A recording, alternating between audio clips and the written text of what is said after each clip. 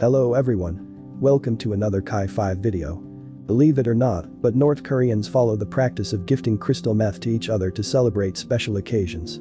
The practice is reportedly most popular among the country's youth and is gifted for birthdays or graduations as well. While most of North Korea's regional peers such as China and Japan commemorate special occasions with fireworks and choreographed public dances, North Korea's tradition of gifting crystal meth has come as quite a shock to most. But the nation's history of illicit drug trafficking, poor healthcare, and human rights issues suggests that this newfound custom may actually have a more established foundation than expected.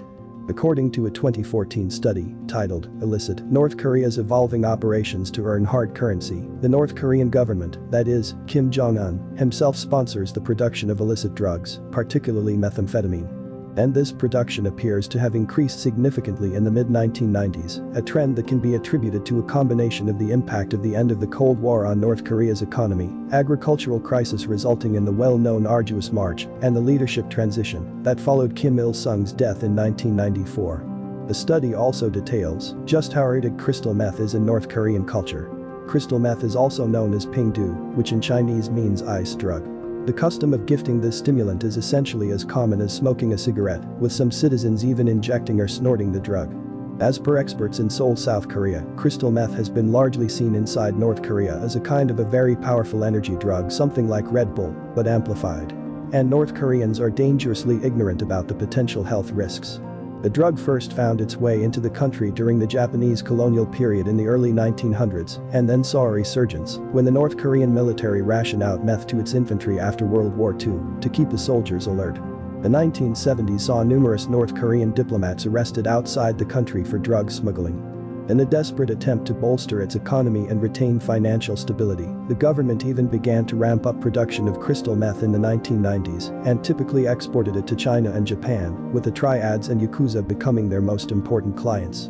However, the North Korean government suddenly stopped sponsoring the production of methamphetamine in the mid-2000s, which left countless professional manufacturers out of work.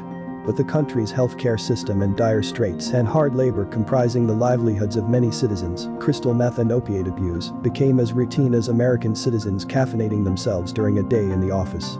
The practice of gifting this drug, however, seems to be a fairly recent phenomenon. In fact, of the many defectors from North Korea who were interviewed by South Korean authorities, suggest that Pingdu or methamphetamine is a very popular gift for all kinds of holidays, including birthdays and graduations.